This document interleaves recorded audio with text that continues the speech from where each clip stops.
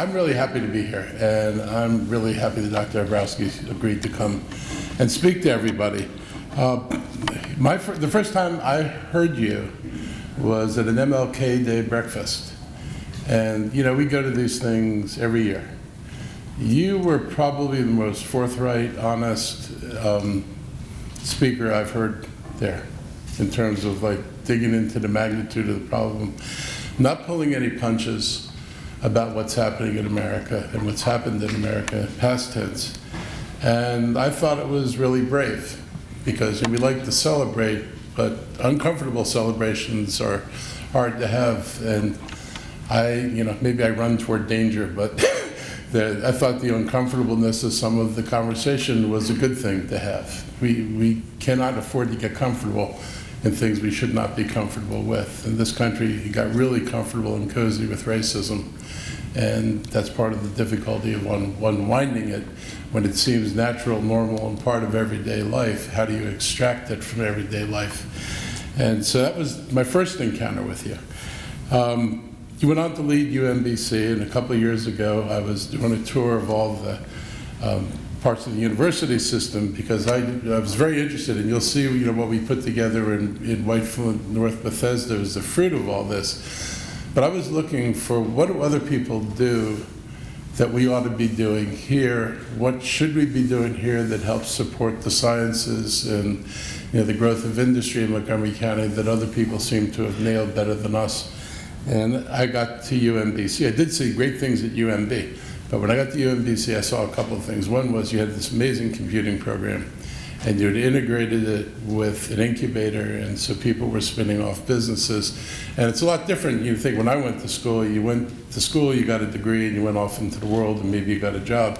The idea of helping start and launch businesses and put people together with people who had businesses at early stage, I thought was really, really good, and you had done it at a scale.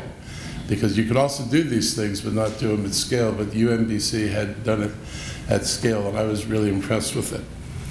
But the other thing that impressed me more than anything was as we walked across the campus and through the cafeteria and through the library where people were studying, you actually knew the students. I went to University of Maryland, I guarantee you, Dr. Elkins, the only way he knew us is from wanted posters or whatever. We were the ones who were causing trouble, and everybody else was like, you're just here. You had meaningful conversations with people. The kids knew you. It wasn't like you just stopped by and they just, they had small talk with you and were really happy that you had stopped by because they knew who you were. They actually knew you, and you knew them.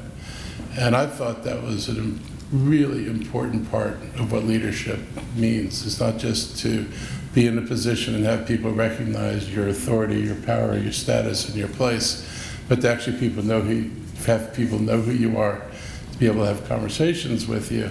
Because how do you lead if you don't know where the people you're leading are going and what they're bringing with them on that journey? And I think that has always informed the work you do, is understanding the place you're in and what it can be and how everybody needs to be engaged in it. So I was really impressed by that.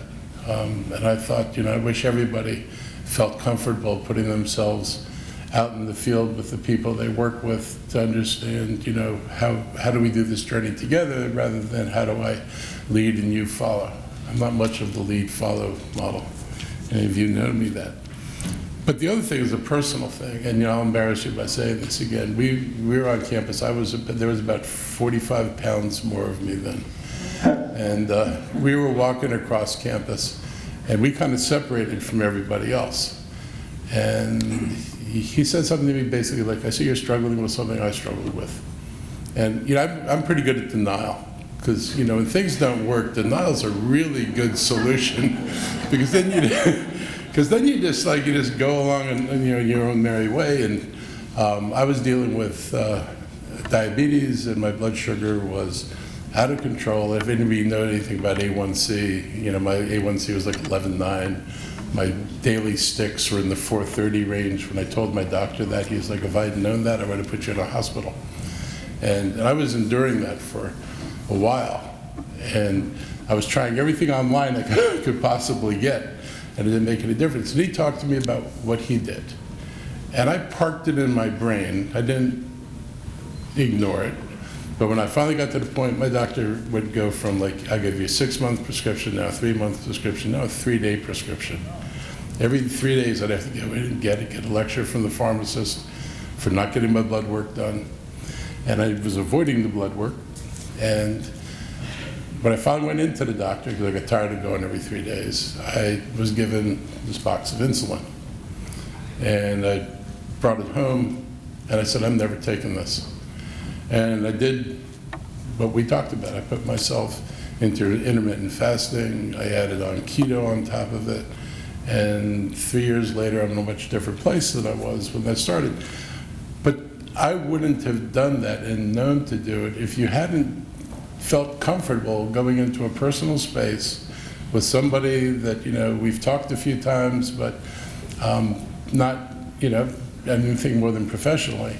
And for you to have the comfort level to tell somebody, look, you know, I see this, you know, I could help. I felt like, you know, if your advice, you can give that kind of advice to me. You kind of operate in a world where you're looking at problems around you and you're suggesting, how do I deal with the problem? How do you deal with the problem? How do we make this better?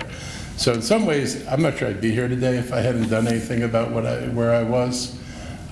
So I'm well aware of that, and I thank you for having the willingness to have a, you know, hard conversation. And that's what I think when I think of you. I think of somebody willing to have hard conversations about changing things, whether it's at a personal level or it's at a university level or whether it's at a societal level. And I think your willingness to do this makes a difference. And that's the kind of leadership we want people to exhibit. We want people to be able to connect to the people you lead. You can't lead the people who aren't connected to you unless, you know, the other model is you put them in chains and they follow because they're chained to follow you. That is not a good model of leadership. Leadership is when people say, I want to be part of this mission, I want to move this institution forward, and we're all going to do this together. And that's what I have seen in you. I am really, really happy you're here today. Thank you for coming and talking to my folks. And with no further ado, I will introduce you.